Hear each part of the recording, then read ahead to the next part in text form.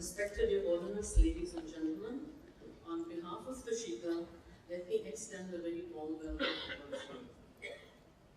It is indeed a great honor and pleasure. His Holiness the Dalai Lama, the spiritual leader of Tibet.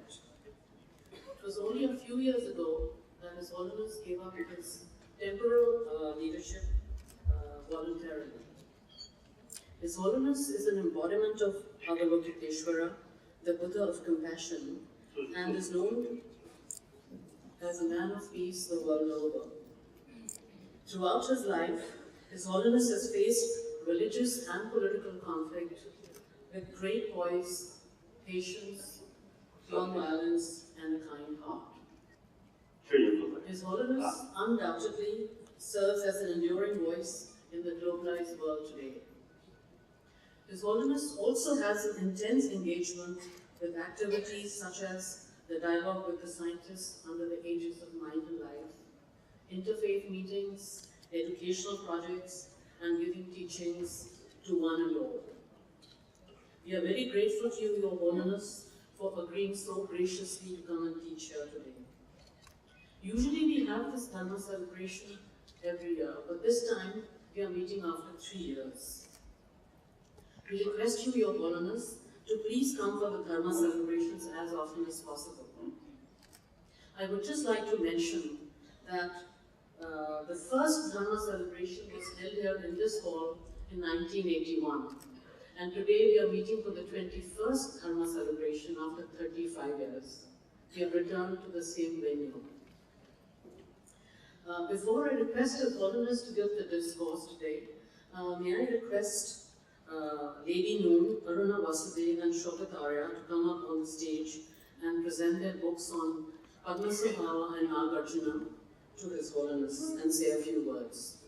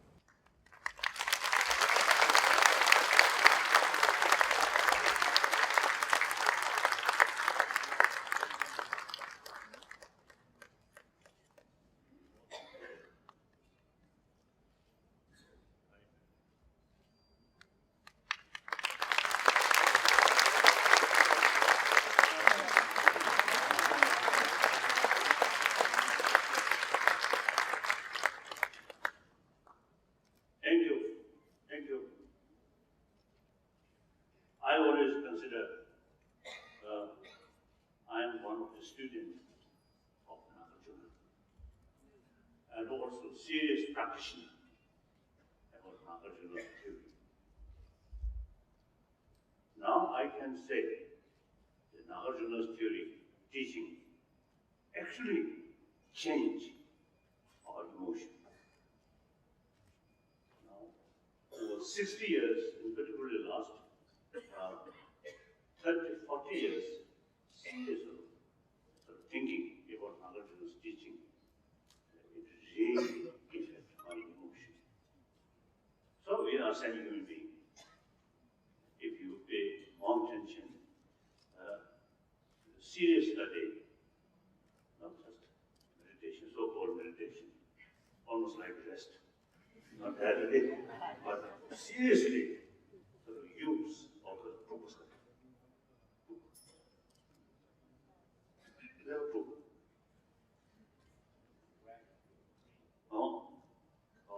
Utilize our intelligence maximum way, through that way, you see, transform our emotion. So, respect and also you see follow the teaching of the Master Mama. But his teaching quite simple, not sort of philosophical things. So his great practitioner as well as great scholar. So I also want to be small scholar.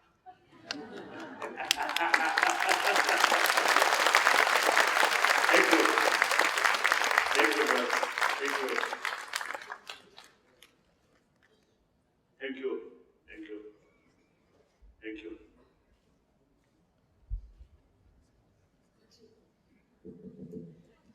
Thank you very much, Your Holiness. This is a real privilege for us to be able to present these books to you. They are the first two in a series I dreamt of to do books on the great Indian Buddhist masters that a lot of Indians do not know about. And so I asked 6 people to write 6 books on great masters in a very storytelling manner so that people get to know who they are and then want to learn from their teachings. So the first 2 books are out and then there will be more coming later. Thank you very much.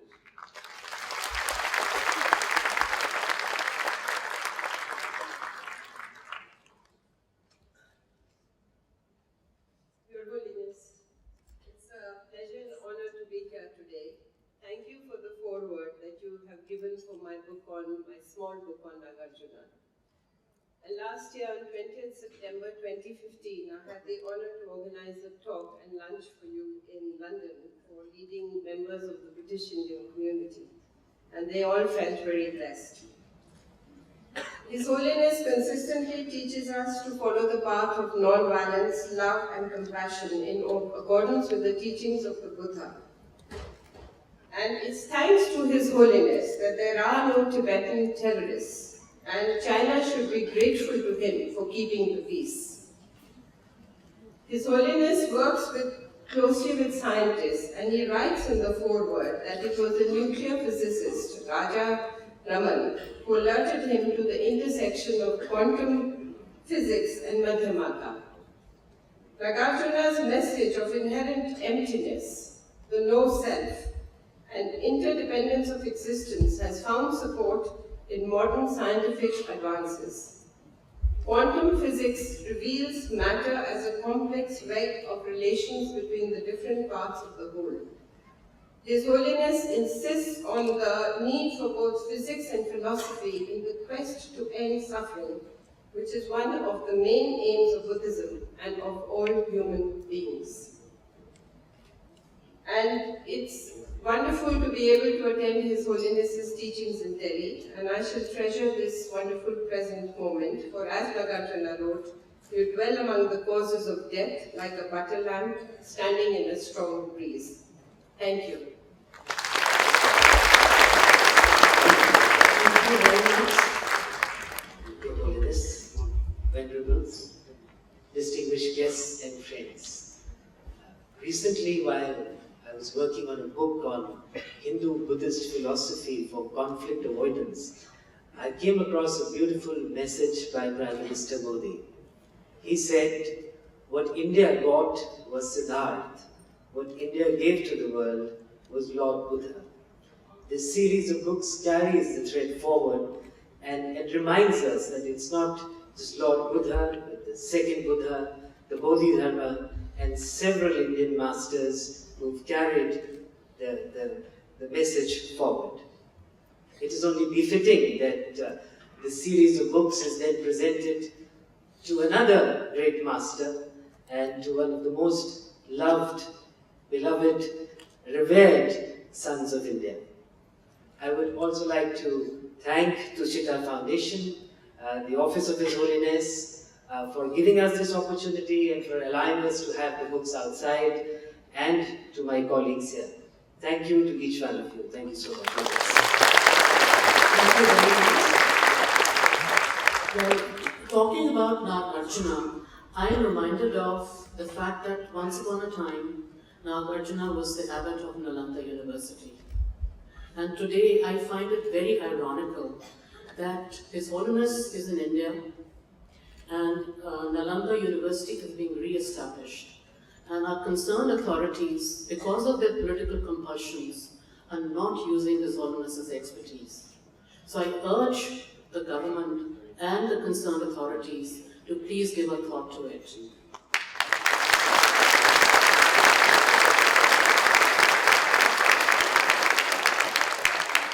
His Holiness is going to give a lecture on compassion and secular ethics in the world today. His Holiness, like the Buddha, advocates compassion for all the 6 classes of beings. Your Holiness, in this day and age of hyper-consumerism, socio-economic, cultural and political strife, the ethical crisis is deepening significantly. So, Your Holiness, I wonder if, like the ethical hacking in cyber world, can we actually talk about ethical corruption in daily life? We look forward to hearing your words of wisdom. May I now request Your Holiness to teach. Dear brothers and sisters,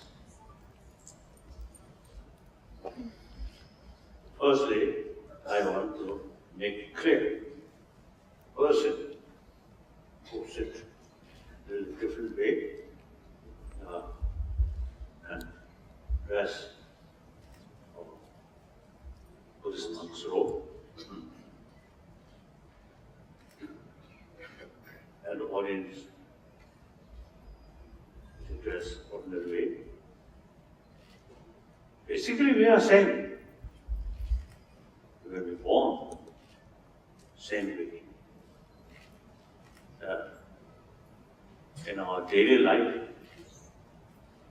some destructive emotion, some constructive emotion, always go side by side. So sometimes person happy, sometimes unhappy, sometimes mentally really desperate, sometimes really peace. So we are same. And then finally, we have to sort of die. We all mentally, emotionally, physically, we are same. The important is everybody wants happy life. It is our right. And actually, happiness is, I think, the purpose of our life. I feel that. So, irrespective of whether religious-minded or not, we are same human beings. Now, I think, maybe news to some people. I have some serious discussion with scientists. So I also usually describe, I also some kind of scientist. Okay.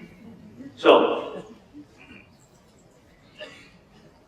some occasion, some well-known, respected scientists, through their observation and experiment, basic human nature is more compassionate. It's quite clear. Since infant child, they grown up without affection from their mother, from their parent, or from a friend. Child maybe die if nobody take care. Die. Even take care, just feeding, only feeding, no showing affection. I think the child's brain development, I think, great damage. So some scientists say after birth, few weeks, mother's physical touch, holding child, is key factor for proper development of their brain or enlarging their brain. people who constantly experience fear, anger, hatred, actually eating our immune system. These things are not come from religious book or scientists, they say that. Then our daily sort of experience. The day we met some friend, trusted friend, had some, really sort of showing each other on human affection. Then that day, the person, even some problem, had basics of emotion, quite sort of peaceful. Then even some problems happen. That he or she may feel, now this is problem, okay. The day, you say from early morning, you get some vegetation, then even your best friend come when you see your friend's face, you're uncomfortable. So therefore, you say, I think basic human nature is more compassionate. So the compassionate atmosphere is very important for our life and even for our physical, as I mentioned earlier. So therefore, human being, firstly, social element. Now, today's world, a lot of suffering created by human being or self. You see, this clearly shows too much emphasis we and they. Whether national, different nationalities, or different system, or different sort of background, and a different faith. So make distinction, make separation, we and they, and then eventually develop getting better. So therefore, a lot of problems which we humanity facing, I think more serious of problem is actually human beings themselves created. So it is our responsibility to solve, to reduce this problem. So the universals of value, compassion, love, that I think now, irrespective of believer or non-believer, in humanity, in order to become happier humanity, these are very essential. Then look past century of bloodshed, century of violence, immense suffering, over 200 million people killed. Now that kind of sort of century should not repeat if we carry our way of thinking, way of life as the previous century. Then I think this 21st century also can be miserable, suffering century, violent century. So we have this intelligence. Now we saw immense suffering in 20th century. Now we must make an effort. That kind of suffering should not repeat. So, money alone will not do that. It cannot do that way. Or military power also cannot. I think even military power, I think create more problem. No matter how sincere motivation or good because of the aim or goal. Once touched, weapon, try to solve the problem, even because of the justified way or use violence. This very nature of violence. Often, if you touch violence, counter violence, then go that way, endless violence. So the only way this intelligence, show the other our affection on the basis of oneness of humanity, we are saying. So, as a human being, I always trying to trying to make a little contribution regarding deeper awareness about that. That's my number one commitment. Correct. I think it's okay. That does this one. Okay. That is quite hot. So cold water is good.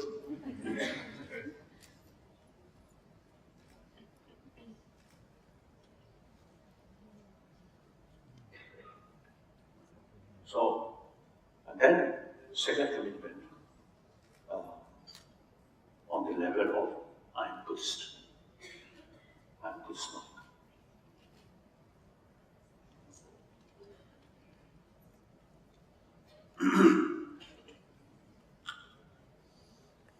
When we look past history, including Indian history, and Europe, and many places, sometimes religious faith also causing problem. Now today, also you see, the religion, the very sources of forgiveness, tolerance, love, that itself causing more division, fighting, killing. Unspeakable. On the other hand, on this planet, there is disharmony also there. For example, India is, I think, the best example. Over 2,000 years, I think maybe 3,000 years. So different religion developed in this country. I think firstly Santa philosophy. Then I think the Charvaka, and then I think other. Do you know the Santa word Charvaka? Jababa. Jababa. Jains. Is true? I'm not very sure. Maybe I think it's other, because of the knowledge, I think more reliable, I think. So, then Jain philosophy, then Buddhist philosophy, these are homegrown, different traditions. Then eventually Zoroastrianism come from ancient Parsi, Iran or Parsi, like that. So I always admire the Parsi community, very small, in Bombay. Less than 100,000. Among the millions of Hindus and Christians and some of the followers, but no fear. Very small community, very happy, etc. So that's the India. So different religions have complete sort of freedom to keep their own tradition. Occasionally some problem here and there. So media people loves to make bigger these incidents. So I usually is telling the Indians, also human being, so over a billion populated nation, there must be some mischievous people. Over a billion human being, not a holy person. There are some mischievous people. So therefore, there are some of mischievous or different activities. It is possible. But overall, India, I think, really good example. Different traditions live together. And best thing, I think some cases, yes, mutual learning, I think ancient time, when the great scholar, including Nagarjuna, in Nalanda or Amavati area, Nagarjuna Contra. I think they sometimes you say argue with non-Buddhist scholars, but very friendly, with respect. So one example, one of my great friend, I may mention now, Khas.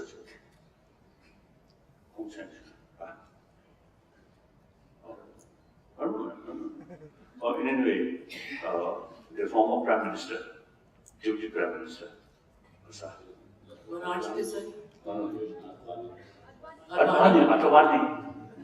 Advani, my long time, my friend. There's one occasion, he mentioned the secular, according to Indian understanding, secular means respect all religion and also respect non-believer. And then he mentioned in ancient time, many sort of spiritual sort of scholars criticize the Charvakas viewpoint, Charvaka nihilism, nihilistic. So criticize, but they refer person who hold Charvaka view, describe Rishi. Rishi means sage. So there is clearly to show respect. So he told me like that. So therefore, while you sort of show or argue disagreement, but at the same time respect that person.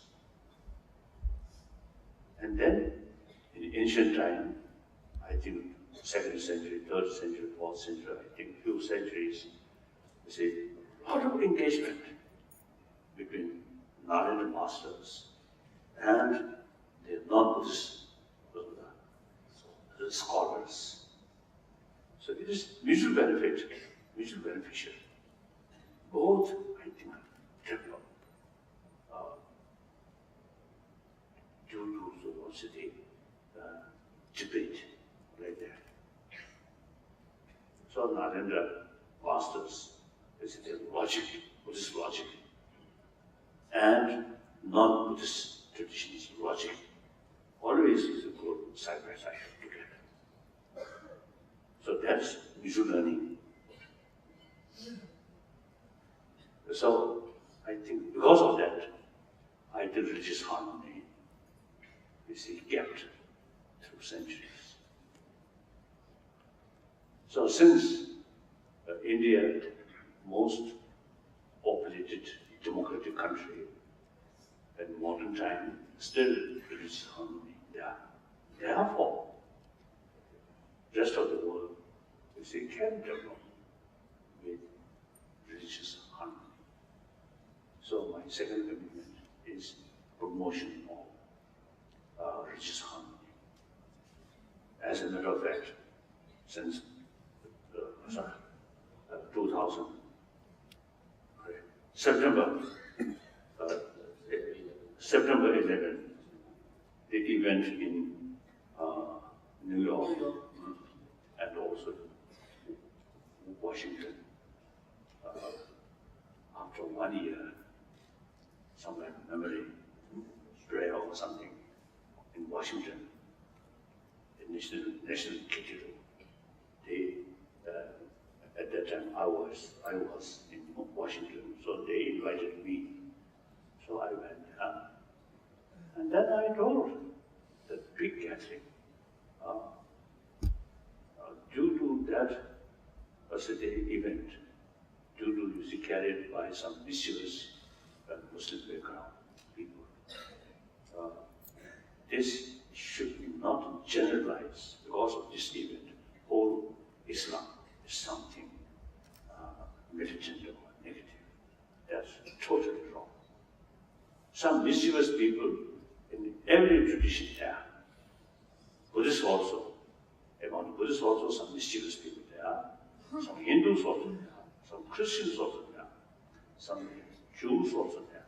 So everywhere, some mischievous people always there. These mischievous peoples never representing the whole tradition. So since then, whenever some interfaith sort of meeting takes place, I always defend Islam.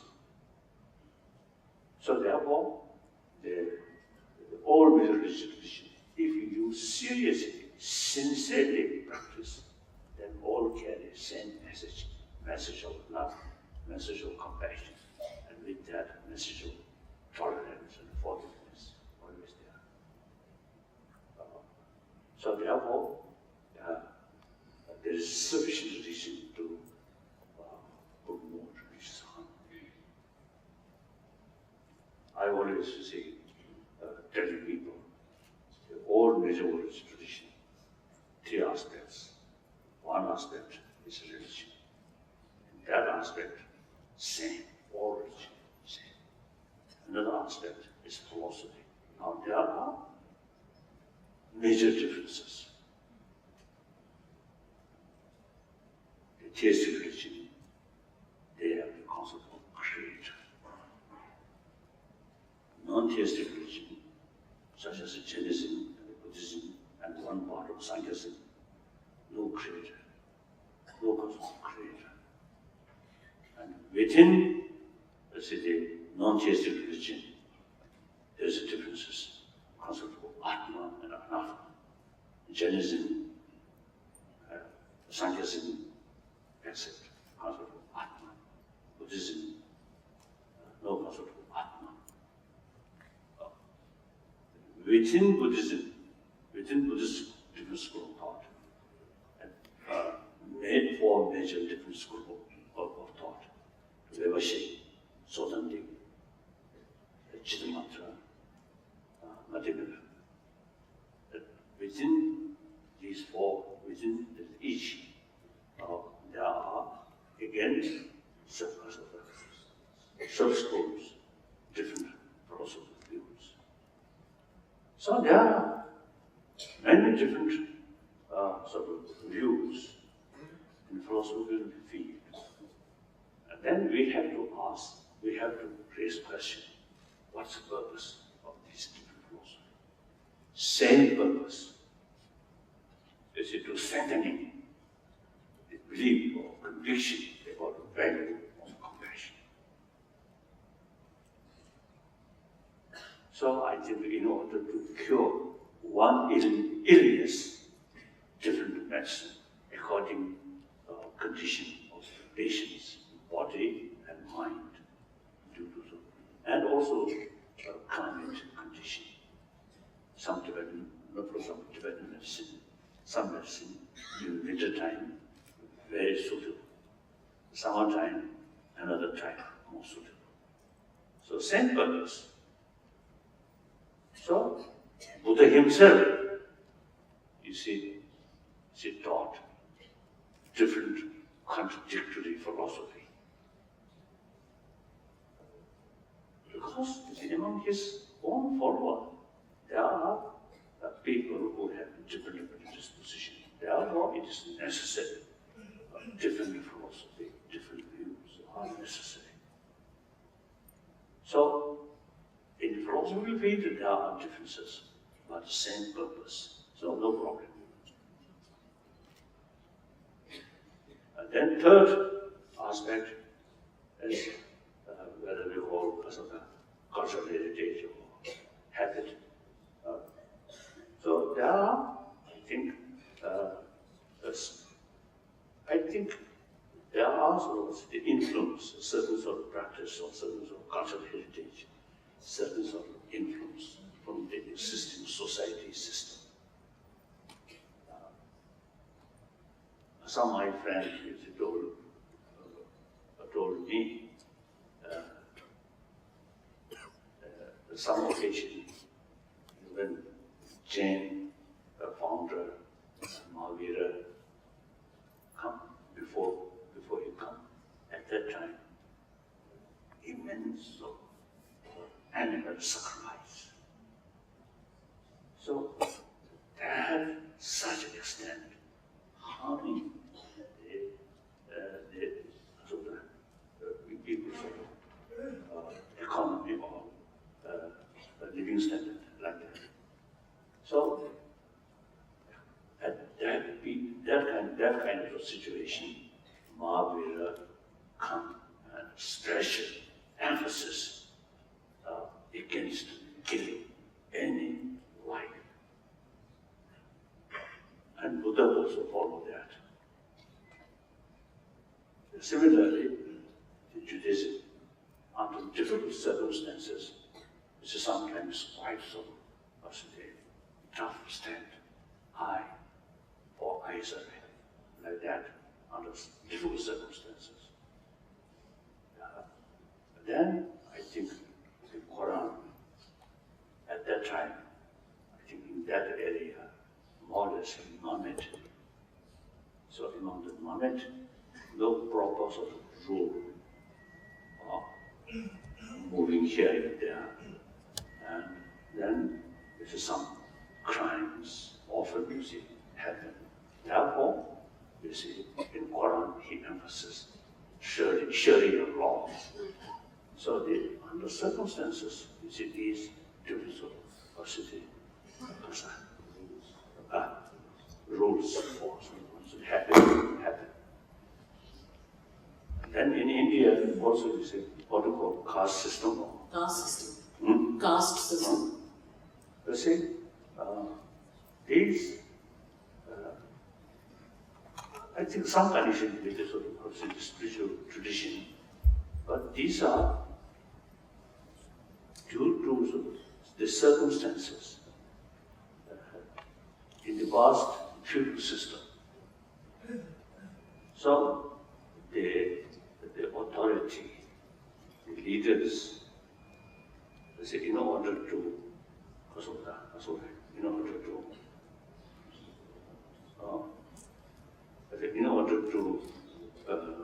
create certain sort of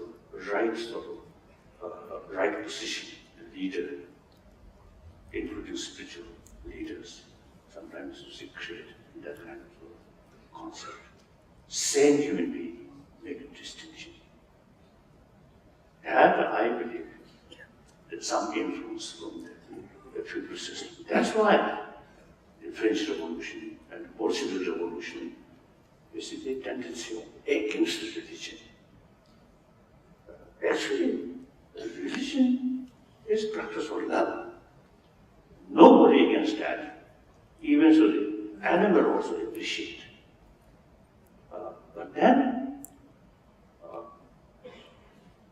so the negative attitude towards religion, that is religious institution.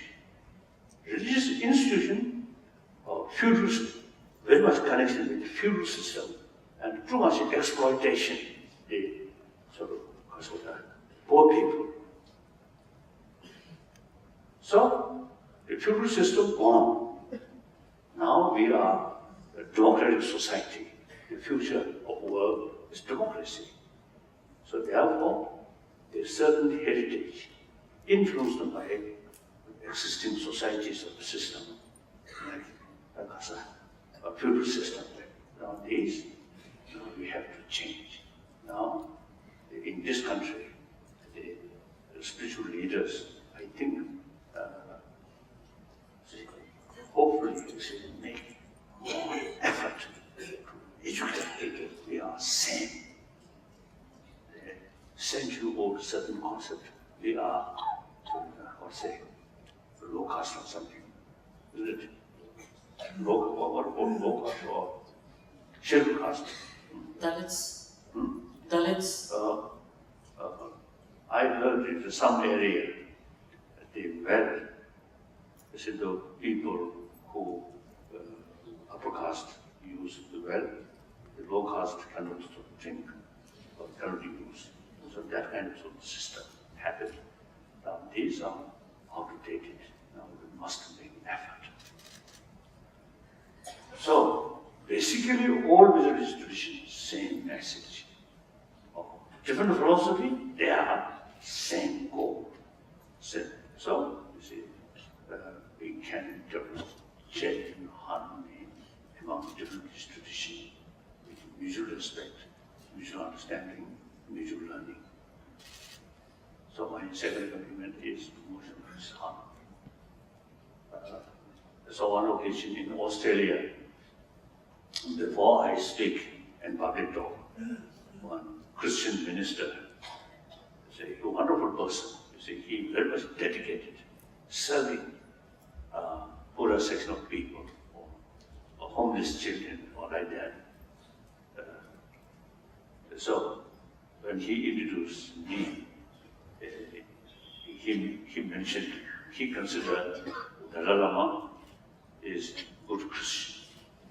So then, when I speak, I also say, respond, yes, I consider you as a good Buddhist. So there's some sense, you see. We practice love, forgiveness, tolerance, self-discipline, and contentment. So these are common practice and a certain method. So sometimes I think Christian brothers, sisters, I think more active serving to society than Buddhist monk. We remain. Sometimes I feel monk remain in the monastery expecting some money. And the Lama also is sitting on throne, not necessarily intentionally, but showing I'm extraordinary person.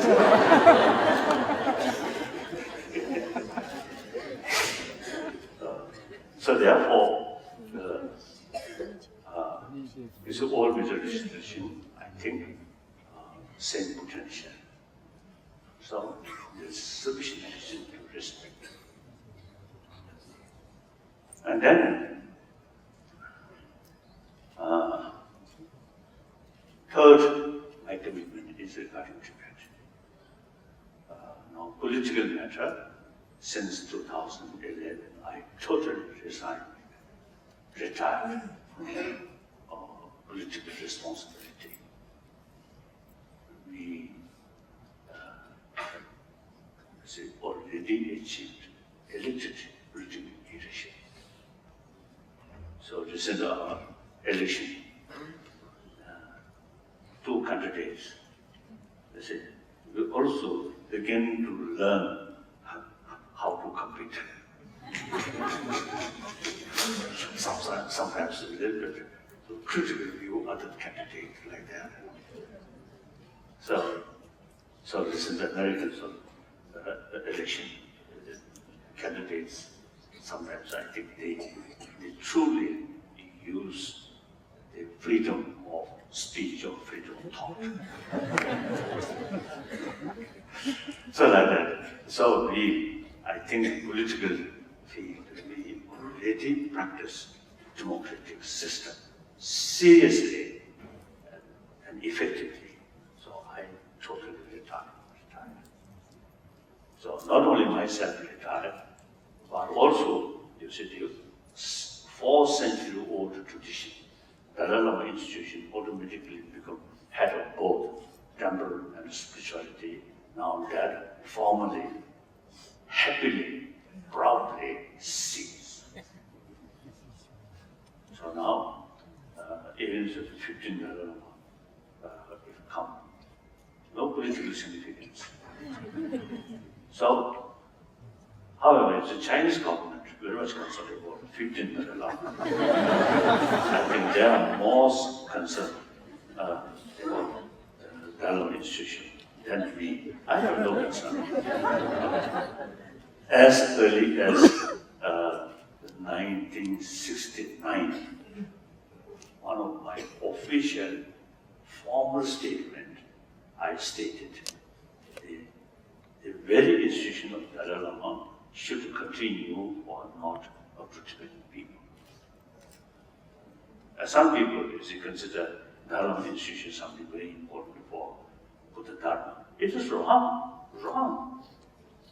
I often used to tell people, there is no Chanakyapuri's institution, no Nagarjuna's institution, or Nagarjuna's official formal sort of reincarnation. No. They are teaching. It's the real sort of representing these great scholars or great spiritual leaders. So I think to some extent, a little way, after me, some of my talks, these may remain as is because of representative of great 14th Dalai Lama.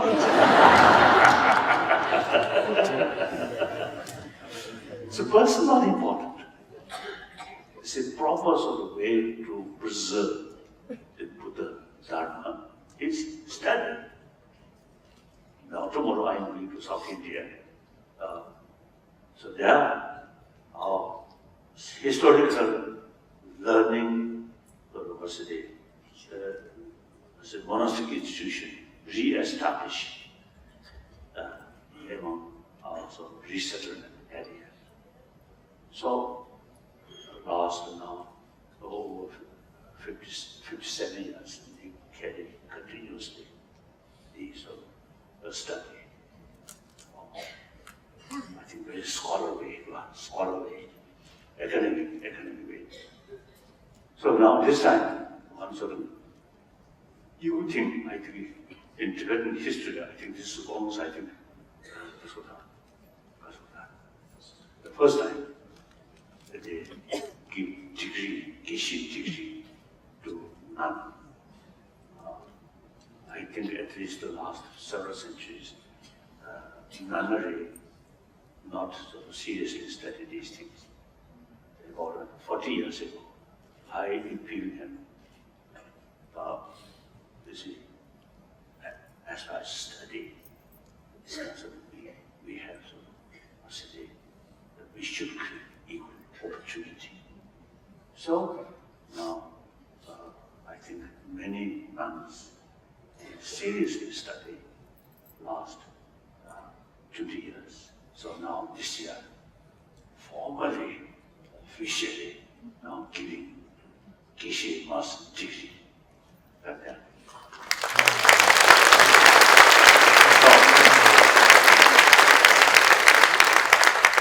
Regarding Bhikshuni vow, that's beyond my control. That we have to go according to Vinaya sort of rule. So there are some differences. So Vinaya is concerned, the Theravada Buddhist countries and the Vinaya system and you see the Sanskrit tradition. Vinaya is concerned, same, the foundation of Buddha Dharma, Buddhist teaching. So therefore, there's slight differences also because of the design. Different section. Our Vinaya is according to Mura Saraswati Bhajan. The Theravada country, they also do Vinaya according to Khas, or that is Theravada, like that. So these, so actually there's no differences. Slight, so minor differences, otherwise same. So therefore, regarding sort of the Bhikshuni vow, restoration of Bhikshuni vow, you see, we have to sort of consensus, have consensus from these different Buddhist countries. We have common practice of Vinaya. So this is beyond my control. But what I can do is, I decided all nunnery should study similarly and finally should become Xxi. So now, I think within this month, I'm giving